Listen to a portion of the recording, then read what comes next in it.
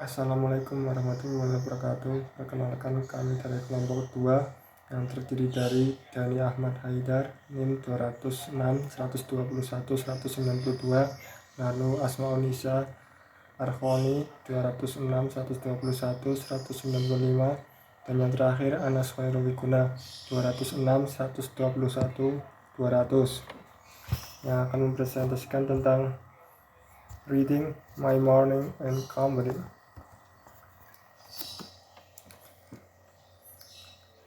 The same thing happens to me every single workday morning.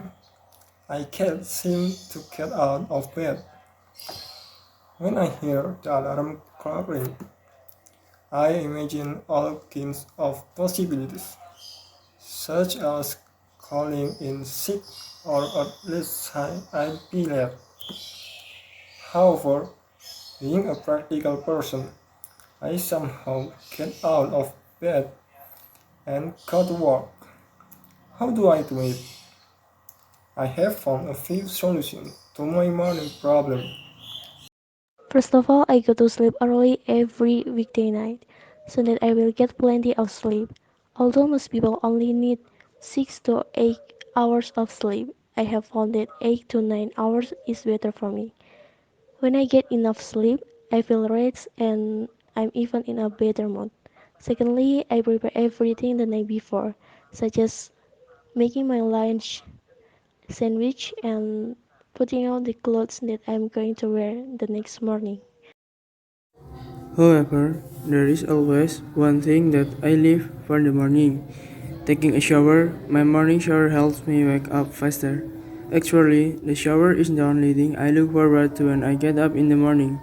Finally, I set the alarm clock 30 minutes ahead so that I'll have 30 minutes to snooze. That extra snoozing time makes me feel as though I'm sleeping late. These three simple steps have helped me tremendously. Believe it or not, I've even come to work on time for the last 2 weeks. A. How much did you understand? 1. What does through the speakers mean when the alarm rings? 2. Does the speaker go to sleep late or early on weekdays? 3. What kinds of things does the speaker do the night before? 4. What does he or she leave for the morning? Why? 5. Why does he or she set the alarm 30 minutes ahead? Part B. Text analysis question. 1. Text 2 gives a 3-step solution to the problem of waking up in the morning. List the steps. 2. What is the weather I'm in this text? What does the weather give us in this text? Is there a message? Number 3. Compare text 1 and text 2. In what ways are they similar and different? Purpose, kind of information, message. C. When you read. Number 1. What the speaker's problem? Number 2. How many solutions has the speaker found? A. Number 1. Imagine all kinds of possibilities, such as calling in sick or at least saying he will be late. 2. Go to bed early on weekdays. Number 3. Making his lunch sandwich and putting out the clothes that he wear the next morning. Number 4. Taking a shower. Number 5. Because he have to snooze. Part B. Number 1. Sleep early every weekday night. Prepare everything the night before. Set the alarm clock 30 minutes ahead. Number 2. To give tips to readers how not to wake up late. Yes, There are three misses. Number 3. Both are the same when tapped from the point of view. Pass B. Number 1. Can't get out of bed. Number 2. There are 3 solutions. Selanjutnya yaitu putting two sentences together. Sometimes we put two sentences together, one after the other. Between these sentences, we put connecting words such as and, or, but, yet, while, whereas, or so. There is the example. The experiment was successful and he became famous. Dapat dilihat di sini ada kata and atau dan yang diapit di antara kedua kalimat. Kalimat yang pertama yaitu the experiment was successful dan kalimat yang kedua yaitu he became famous. Karena dan di sini menghubungkan antara kedua kalimat, maka kita dapat menyebutnya sebagai konjungsi atau dengan kata lain kita dapat menyebutnya pula connecting words.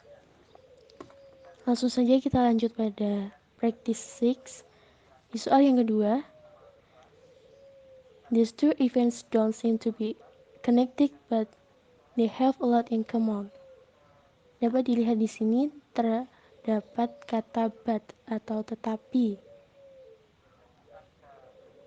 yang berada di antara kedua kalimat. Maka connecting words di sini yaitu but. Lanjut di soal yang ketiga. Parents may worry about how the teacher is treating the child or they may worry about the child's social adjustment. Dapat dilihat di sini terdapat kata or yang terletak di tengah-tengah atau memisahkan antara kalimat pertama dan kalimat yang kedua. Maka or di sini adalah konjungsi atau connecting words-nya. Soal yang keempat, stress is a much overused word and it is often used to describe situations which are more exciting than stress-inducing. Dapat kita lihat terdapat kata and seperti contoh di atas, maka and di sini adalah sebagai connecting words atau kata yang menghubungkan antara kedua kalimat. Lanjut pada nomor 5, children who need help may not get it while children who do not need it may unnecessarily be placed into special programs. Dapat kita lihat di sini terdapat kata while yang memisahkan antara kedua kalimat. Kalimat yang pertama children who need help may not get it while and kalimat kedua yaitu children who do not need it may unnecessarily be placed into special programs. Lanjut nomor 6. Equality of the sex is required by law, yet outmoded ideas about gender are still rooted in our culture. Dapat kita lihat di sini, yet adalah connecting words atau konjungsi pada nomor 6 karena dia berada atau diapit di antara kedua kalimat dan memisahkan antara kedua kalimat tersebut. Nomor 7. Some were failing in school while others were excellent students. Connecting words atau konjungsi pada nomor 7 yaitu while. Lanjut pada nomor 8. Social isolation and loneliness often begin at an early age, so it is vital to catch these problems early on. Connecting words atau konjungsi pada nomor 8 yaitu and yang memisahkan antara social isolation pada kalimat pertama dan kalimat kedua yang dimulai dari often begin at an early age dan selanjutnya. Nomor 9 yaitu negative relationships limit us whereas healthy relationship give us freedom. Seperti pada contoh di atas, di sini terdapat kata whereas, maka konjungsi pada nomor 9 adalah whereas, yang memisahkan antara kalimat pertama, negative relationship, dan kalimat yang kedua, healthy relationship. Dan soal yang terakhir nomor 10, children make what they see, so teachers and parents should be careful to model appropriate behavior. Connecting words atau konjungsi pada nomor 10 yaitu terdapat pada kata and yang memisahkan antara teachers and parents. Number 1. Multiple choice tests cannot measure personal qualities such as preference, ability to work with others, and creativity. Number 2. If we want teachers to do good work with students, they must be given the resource, support, and freedom to do the job. Number 3. Young children will develop ties with others depending upon proximity, recognition, body language, availability, voice tone, odor, and other factors. Number 4.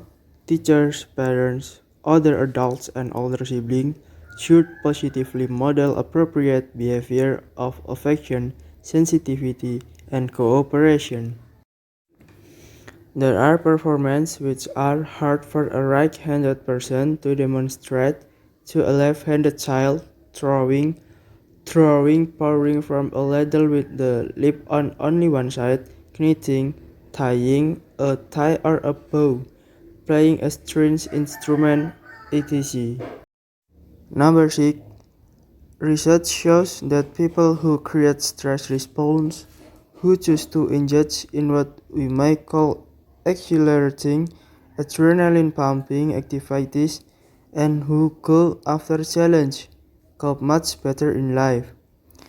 Number 7. Society provides us with all sorts of methods of practicing this skill, from childhood there's to rites of passage over God's rights, and from spectator sport to be theater.